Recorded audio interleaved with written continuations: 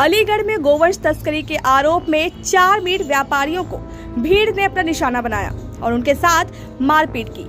हमलावरों ने इन व्यापारियों को निर्वस्त्र कर जानलेवा हमला किया, जिससे चारों गंभीर रूप से घायल हो गए। इस मामले ने न केवल स्थानीय स्तर पर बल्कि राजनीतिक और सामाजिक हलकों में भी हलचल मचा दी है। समाजवादी पार्टी के सांसद रामजीलाल सुमन ने इस घटना की कड़ी निंदा की और घायलों से मिलने के लिए मेडिकल कॉलेज पहुंचे। सांसद रामजीलाल सुमन ने इस घटना को लेकर मौजूदा सरकार पर गंभीर आरोप लगाए। उन्होंने कहा कि वर्तमान सरकार का मकसद समाज को हिंदू और मुस्लिम में बांटना है। रामजीलाल सुमन ने दावा किया कि गोवंश तस्करी के नाम पर निर्दोष लोगों को निशाना बनाया जा रहा है।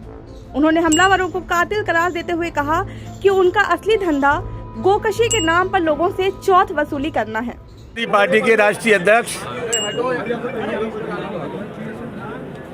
श्री अखिलेश यादव जी के निर्देश पर, आदेश पर समाजवादी पार्टी का ये प्रतिनिधिमंडल पीड़ितों से मिलने आया। उनसे मिलने के बाद बहुत तकलीफ हुई। गौकशी के नाम पर बेगुनाहों को निशाना बनाया गया है। ये कातिल लोग हैं, इनका धंधा है गौकशी के नाम पर लोगों से चौथ वसूली करना, उनको ठगना। और मुझे बेहद खुशी है कि जो एक्सपर्ट रिपोर्ट आई है उसमें साबित हो गया है कि ये गौकशी नहीं थी। इनके पास लाइसेंस थे। इन बेगुनाहों के साथ जो कुछ हुआ है उसकी जितनी निंदा की जाए उतनी कम है। और जहाँ तक सरकार का सवाल है, सरकार गुणदोष के आधार पर काम नहीं कर रही है। सरकार हिंदू और मुसलमान के आधार पर काम कर रही है। हम सरकार में भी रहे, हमें सरकार का भी अनुभव है और हमें सड़क का भी अनुभव है। सरकार एक संदेश देती है और जितने अपराधी हैं, अगर कहीं से भी जहाँ दलितों पर अत्याचार हो रहा है, पिछड़ों पर अत्याचार हो रहा है, अकलियत के लोगों पर अत्याचार हो रहा है, एक भी जगह सख्त कार्रवाई सरकार कर देती तो एक संदेश चला जाता, मैसेज चला जाता कि सरकार अपराधियों के खिलाफ कठोर कार्रवाई कर रही है। पूरे उत्तर प्रदेश में कहीं से मैसेज नहीं है। ये सरकार मिली हुई, और मुझे ऐसा लगता है कभी कभी कि अपराधियों के मन मुताबिक ये सरकार काम कर रही है।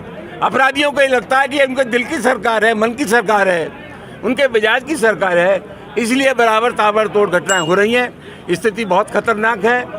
इन लोगों की तरफ से जो अपराध पंजीकृत हुआ है, हमारी कोशिश होगी उस पर कार्रवाई हो और इनके खिलाफ जिन लोगों ने कुकृत किया है, इन पर हमला किया है, हम चाहेंगे इनके ऊपर राजपाल की कार्रवाई हो और सरकार ऐसी सख्त कार्रवाई करे कि पूरी जिंदगी जेल लेना पड़े।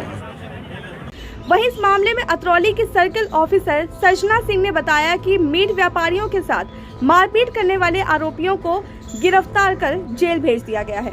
उन्होंने बताया कि जब्त किए गए मीट की लैब जांच की गई, जिसमें गोवंश होने की पुष्टि नहीं हुई। अवगत कराना है कि दिनांक 24/5/25 को अनेठी साधु आश्रम मार्ग पर मीट व्यापारियों के साथ मारपीट की घटना कारित की गई। पुलिस द्वारा तत्काल मौके पर पहुंचकर पीड़ितों को निकालकर अस्पताल में भर्ती कराया गया। दोनों ही पक्षों की तत्काल FIR पंजीकृत की गई। मारपीट करने वाले 4 व्यक्तियों को चिन्हित कर जेल भेजा गया। सैंपलिंग कराकर विशेष वाहक मथुरा रवाना किया गया।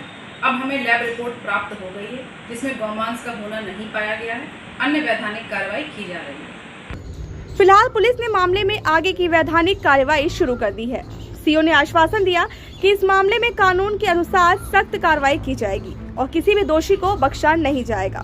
Bureau report, dynamite news, Aligarh.